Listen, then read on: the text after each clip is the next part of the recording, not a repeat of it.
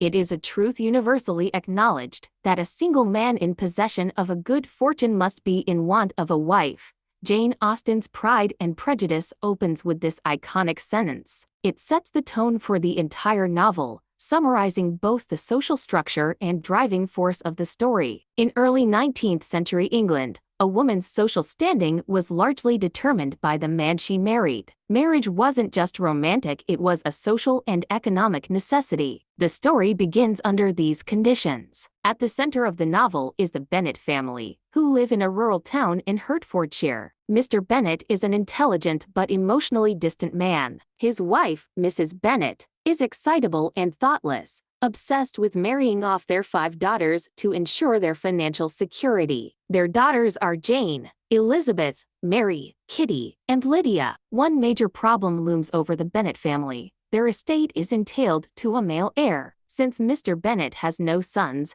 the estate will pass to their cousin, Mr. Collins. This means that none of the Bennet daughters will inherit anything unless they marry well. This legal structure intensifies Mrs. Bennet's desperation to find rich husbands for her daughters. Enter Mr. Bingley, a wealthy and eligible bachelor who rents the grand estate of Netherfield nearby. His arrival causes great excitement in the neighborhood. Mrs. Bennet immediately sees him as the perfect match for one of her daughters. Mr. Bingley soon becomes close to Jane, the eldest and most beautiful of the Bennet sisters. Jane is gentle, kind, and modest. Their attraction grows with mutual respect and affection. However, another character steals attention amidst this budding romance, Mr. Fitzwilliam Darcy, Bingley's close friend. Darcy is the heir to a large estate and a noble name, but his proud and aloof manner isolates him from the social crowd. At the first ball, he offends many, including Elizabeth Bennet, the second Bennet daughter, by dismissing her as tolerable, but not handsome enough to tempt me. Elizabeth is clever, sharp-tongued, and independent. She doesn't conform to the traditional image of a submissive woman and is quick to form strong opinions. Darcy's snobbery offends her, and her initial impression of him solidifies into a deep prejudice. To Elizabeth, Darcy is the embodiment of arrogance and classism. Darcy's actions reinforce this view in the eyes of many locals. His disdain for social gatherings, his reluctance to mingle with people below his status, and his superiority complex make him widely disliked. But beneath that cold exterior, something else is brewing: a reluctant admiration for Elizabeth, whose wit and intelligence he cannot ignore. As time passes, Mr. Darcy's attraction to Elizabeth becomes more apparent. Despite his efforts to remain composed, he finds himself captivated by her intelligence, independence, and sharp wit, qualities rarely celebrated in women of that era. However, class divisions, social expectations, and Elizabeth's family's inappropriate behavior all contribute to Darcy's internal conflict. Around this time, a new figure enters the story: Mr. George Wickham, a charming and eloquent military officer. Wickham quickly becomes popular in the neighborhood due to his pleasant manners and handsome appearance. He shares a story with Elizabeth, claiming that Darcy robbed him of a promised inheritance. According to Wickham, he was once close to the Darcy family,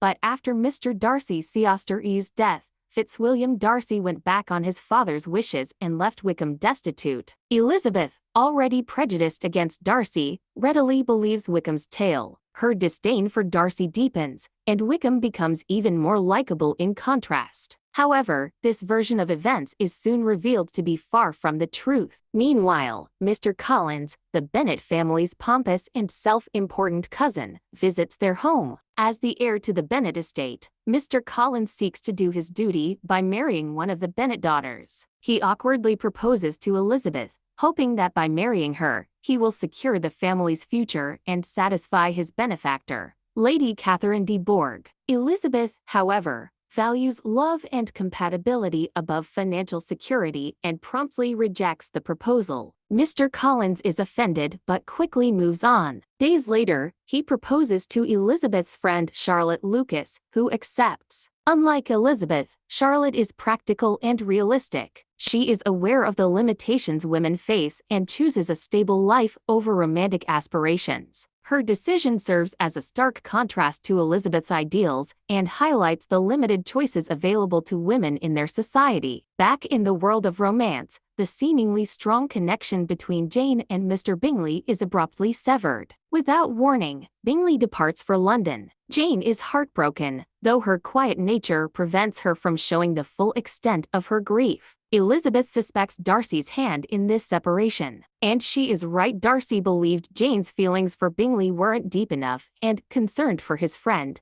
discouraged the relationship. Elizabeth later visits Charlotte and Mr. Collins at their home near Lady Catherine de Bourgh's estate. There, she unexpectedly runs into Mr. Darcy again. This time, his behavior is more civil and even vulnerable. After several interactions, Darcy surprises Elizabeth with a sudden declaration of love and a marriage proposal. But his proposal is as proud as it is passionate. Darcy not only confesses his feelings but also emphasizes how much he struggled with Elizabeth's lower social status and her family's lack of refinement. Elizabeth, insulted by his arrogance and still influenced by Wickham's lies, rejects him outright. Her refusal stuns Darcy. Elizabeth accuses him of breaking up Jane and Bingley, of mistreating Wickham, and of being unbearably arrogant. Darcy, although deeply hurt, remains composed and later writes Elizabeth a heartfelt letter explaining everything. In the letter, he admits to interfering with Jane and Bingley's relationship,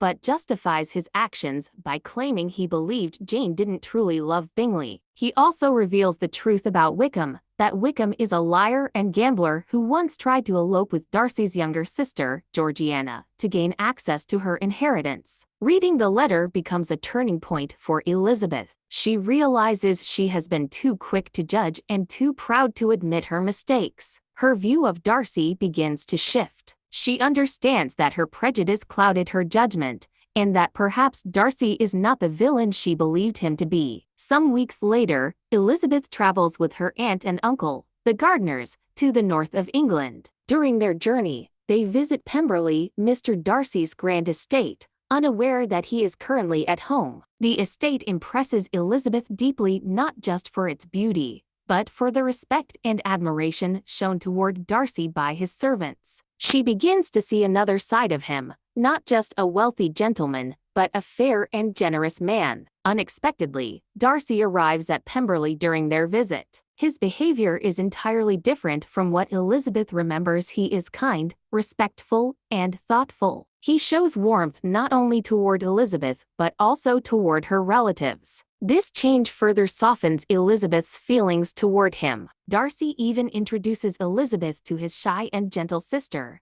Georgiana, a clear sign that he values and respects her deeply. Just as Elizabeth is beginning to fully re-evaluate Darcy, tragedy strikes. A letter arrives informing her that her youngest sister, Lydia, has eloped with Mr. Wickham. This scandal is catastrophic. A young woman running off with a man outside of marriage ruins not just her own reputation, but her entire family's social standing. Elizabeth is devastated. She believes this disgrace will destroy any remaining possibility of a future with Darcy. However, what Elizabeth doesn't know is that Darcy, upon learning of the scandal, acts swiftly and secretly. He finds Lydia and Wickham in London, pays off Wickham's debts, and persuades him to marry Lydia, thus restoring some of the family's lost honor. Darcy asks for no recognition or gratitude. He does it solely out of love and respect for Elizabeth. Elizabeth learns of Darcy's involvement later, and this act of selflessness changes everything. The man she once believed to be arrogant and heartless has proven himself to be generous, loyal, and profoundly kind. Her feelings for him deepen into genuine admiration and love. Meanwhile, Darcy also encourages Bingley to return to Jane. Realizing he had misjudged her feelings, Bingley rekindles the relationship and soon proposes. Jane accepts, and the entire Bennet household is filled with joy. Finally, Darcy returns once more to Elizabeth. Humbled and transformed, he proposes again, but this time without pride, without condescension, and without expectations. Elizabeth, now fully in love with him and having come to understand his true nature, accepts, Their love is no longer based on first impressions, misunderstandings, or social expectations. It has matured through honesty, growth, and mutual respect. Love doesn't always begin with a spark. Sometimes it begins with misunderstanding and grows through patience, humility, and courage. Pride and Prejudice is not just a story about marriage, it's a story about becoming better versions of ourselves and loving others once we truly see them.